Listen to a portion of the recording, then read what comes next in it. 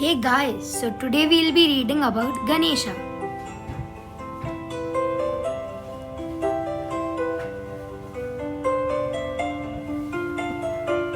One day, Parvati, Shiva's wife, posted Nandi, his Gana, at the door to her palace.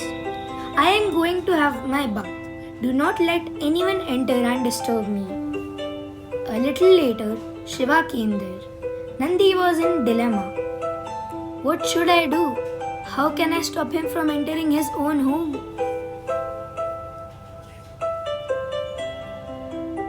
Shiva entered the palace and strode into the inner rooms. My lord here? But Nandi was told, Nandi has disobeyed me. You may be my husband, but he had no right to let you enter. Ha ha! Shiva was amused, but Parvati was annoyed. I must have a Gana of my own who will obey me alone. She spoke to her friends about it. You are right, none of the Ganas can really be called your own. One of them had an idea. Why don't you create a Gana who will owe first allegiance to you? A good suggestion. I shall.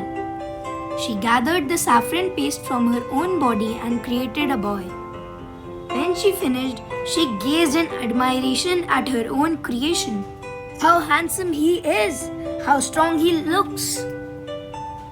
She decked him with ornaments and blessed him. Then, you are my son, my very own son. I have none else to call my own.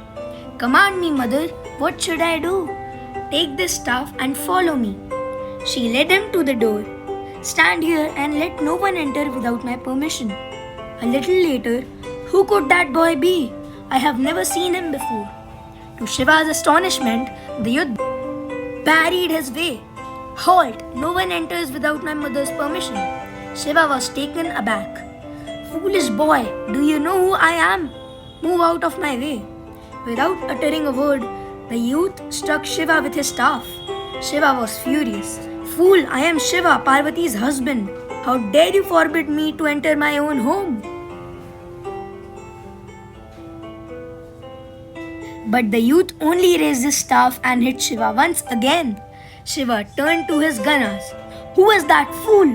What is he doing there? Throw him out and report to me. Shiva left and the Ganas turned upon the youth. Get away with you or you will receive a taste of my valor. You get away from here if you value your life. You seem to forget that we are Shiva's Ganas. The youth stood still for a while. He was puzzled. Shiva is my mother's lord. What should I do?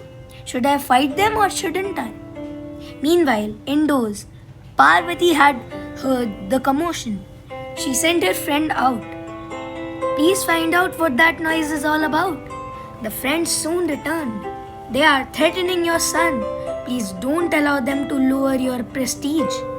Parvati hesitated for a moment. Shiva, after all, my husband.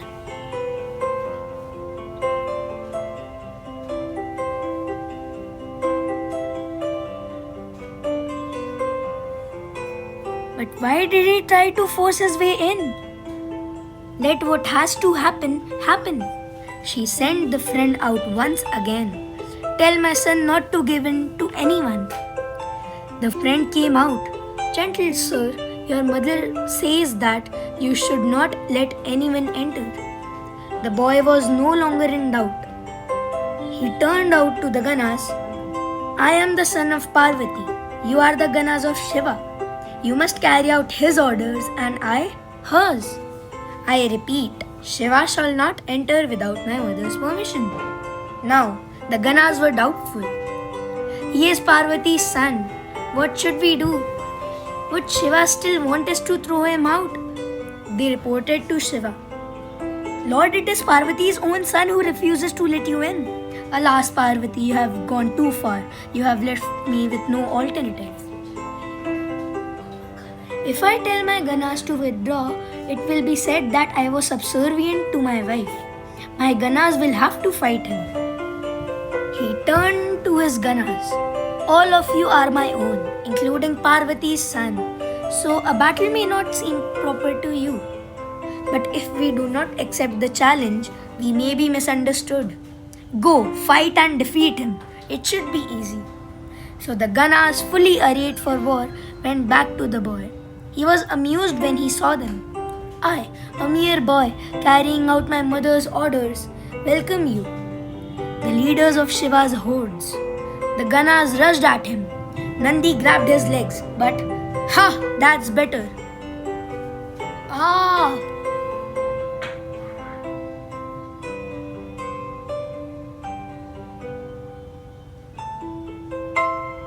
Then the boy seized an iron club and whirled it about.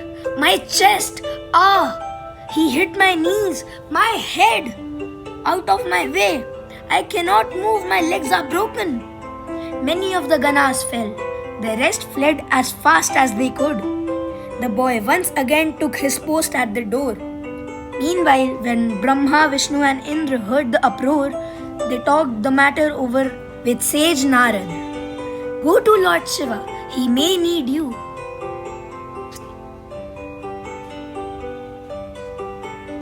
They went accordingly and bowed before Shiva. Lord, we are here to do your bidding. Shiva told them all. And he dares to prevent me from entering my own home. O Brahma, go there and try to bring him under control. I shall go disguised as a Brahmin. Accompanied by many sages, Brahma left on his mission. As they neared him, the youth suddenly jumped forward, and that should teach you a lesson. Brahma was taken unawares. I have not come to fight, I have come to make peace. Listen to me. For an answer, the youth lifted his club menacingly. Ha! Run! I shall never fail my mother. Meanwhile, the sages ran to Shiva. This matter has gone too far. The boy must be destroyed. He sent for his son Kartikeya and Indra, the king of the Devas. Lead your Ganas and Devas to war. Vanquish the impudent upstart.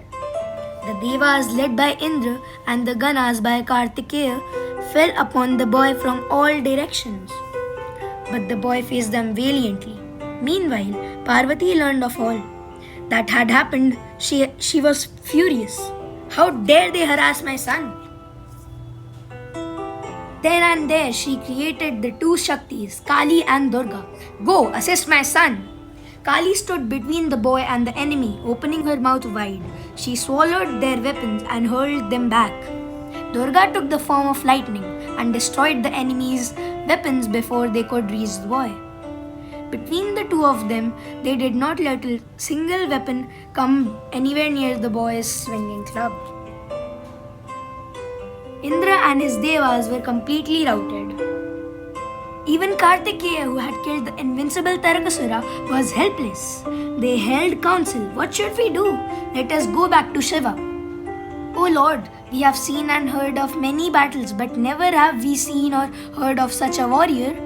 Their praise only infuriated Shiva. I will have to kill him with my own hands. Shiva thundered out, followed by all of them. Unperturbed by the sight of Shiva, the boy attacked all the chief gods. One by one, they fell. As Shiva watched him fight, he was amazed. He is invincible. He can only be killed by cunning. I must watch for an opportunity.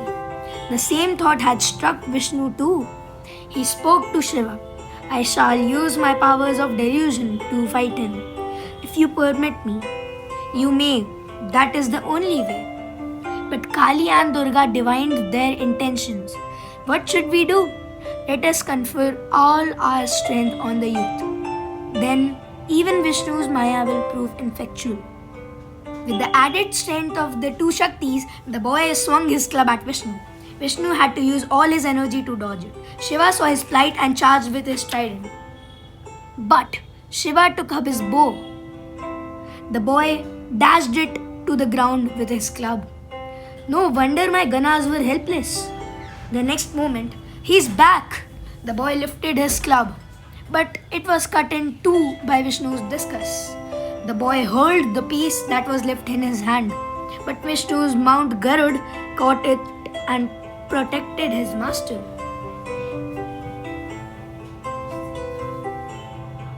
Then, as the boy picked up his staff to hit Vishnu, Shiva came up from behind and cut off his head.